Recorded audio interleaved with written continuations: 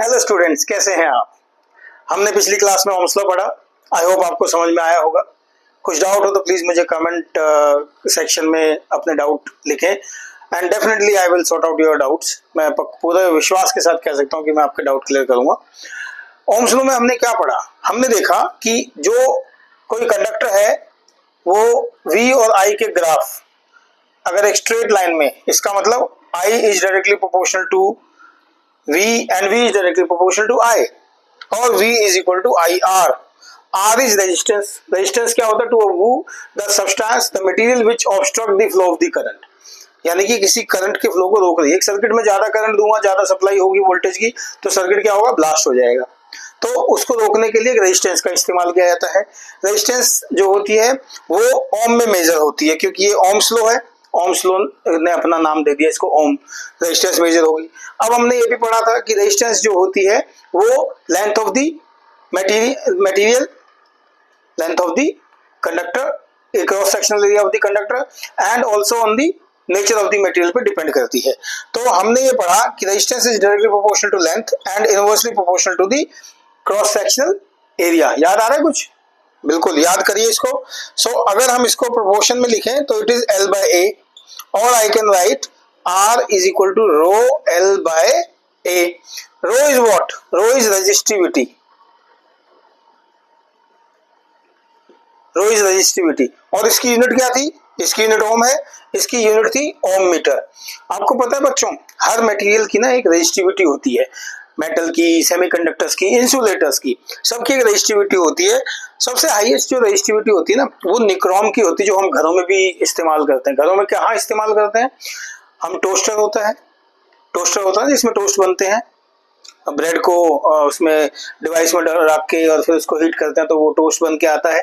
या जो मेरी इलेक्ट्रिक आयरन्स होती है घर में, जो हम प्रेस करते हैं, उनमें जो मटेरियल लगा होता है वो निक्रोम लगा होता है। निक्रोम की जो जिसको मैं Ni से डिनोट करूंगा, इसकी रेजिस्टिविटी जो होगी वो 110 to 10⁻⁻8 ओम मीटर होती है।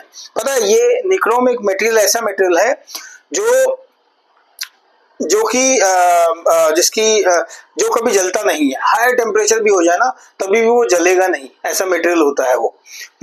तो उसकी does not have any capacity कि वो जल जाए एट हायर टेम्परेचर। वो इसकी एक प्रॉपर्टी होती है निक्रोम की। तो निक्रोम क्या है? जैसे कॉपर से आयरन से जो बना होता है उसका एलॉय है ये। Nichrome is an alloy. So alloys जो होते हैं ना, जो एलॉयज होते हैं उनकी रेजिस्टिविटी बहुत हायर साइड पे होती है। तो मेटल की बजाय बहुत सारे सब्सटेंस में हम एलॉयज का इस्तेमाल करते हैं, सो दैट हमारा वो इक्विपमेंट जो है वो अच्छे से चले, अच्छे से यूज हो और हमें उसकी बेनिफिट मिल पाए। अब ना मैं एक न्यूमेरिकल कराना चाहता हूँ आपको इन्हीं फॉर्मूले के बेसिस पे, सो दैट आपको थोड़ा आइडिया हो कि किस तरह के न्यूमेरिकल आपके एग्जाम में पूछे जाते हैं और आपको किस तरह से उन न्यूमेरिकल्स को एग्जाम में सॉल्व करना है।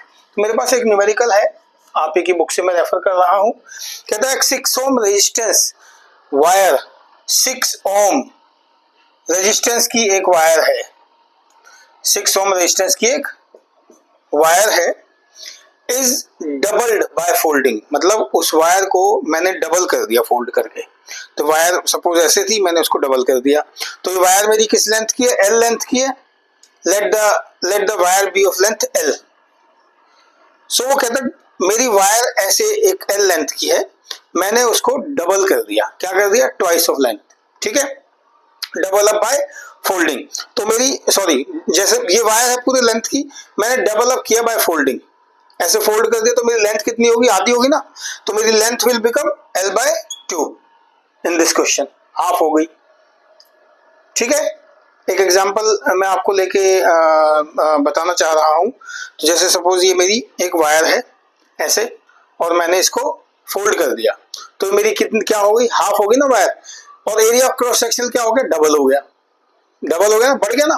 तो एरिया मेरा क्या हो गया? एरिया मेरा लिखा जाएगा 2A। ठीक है, अब देखो क्वेश्चन क्या कहता है कि calculate the new resistance of the wire.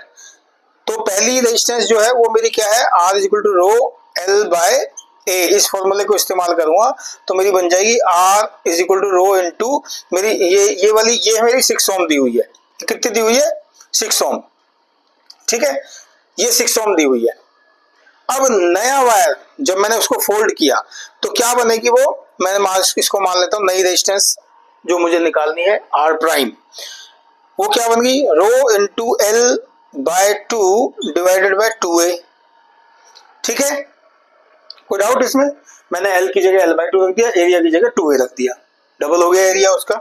जैसे ये वायर ऐसे पूरी लंबी थी, इसकी लेंथ थी एल, मैंने अब इस वायर को आधा किया और मैंने इस वायर को फोल्ड कर दिया इसके साथ में ऐसे, तो ये लेंथ क्या बन गई, हाफ होगी ना इसकी लेंथ। पहले इसका एरिया ए था, अब वो एरिया क्या हो गया इसका डबल हो गया, 2a हो गया, ऐसे समझिए आप इसको। ठीक, नाउ नई रेजिस्टेंस ये है, अब पुरानी वाली रेजिस्टेंस ये है, तो let it be equation number 1, let it be equation number 2। Now नई रेजिस्टेंस निकालनी है तो मैं करूंगा 2/1, इसका मतलब आर प्राइम यानी कि new resistance by 6 which is equal to rho into L by 4a divided by rho into L by A. Rho A ये सब कट गया, कट गया, यानी कि मेरे क्या बचा 1/4। Therefore R prime is equal to 6/4, यानी कि 1.5 ओम की मेरी रेजिस्टेंस बन जाएगी उस नई वायर की। बहुत आसान है, बहुत ही इजी है ये, इसमें कुछ भी नहीं है, सिंपल आपको ये देखना है कि वायर को मैंने फोल्ड किया तो एरिया डबल हो गया, वायर मेरी नॉर्मल थी तो उसकी लेंथ एल होगी तो उसकी लेंथ हाफ हो गई, बस उस हिसाब से आपने इस फॉर्मूले में वैल्यू पुट ऑन करनी है और इसको सॉल्व कर देना है। ऐसे क्वेश्चंस एग्जाम में आते हैं, लैंग्वेज को ढंग से पढ़ेंगे, जो लैंग्वेज लिखी है उसको वर्डिंग्स को ढंग से आप पढ़ेंगे ना तो you can easily solve that question. और आपको ये भी ध्यान में रखना कि उसमें दिया क्या हुआ है, रेजिस्टेंस दी हुई है, लेंथ दी हुई है, एरिया दिया हुआ है, रेजिस्टिविटी दी हुई है।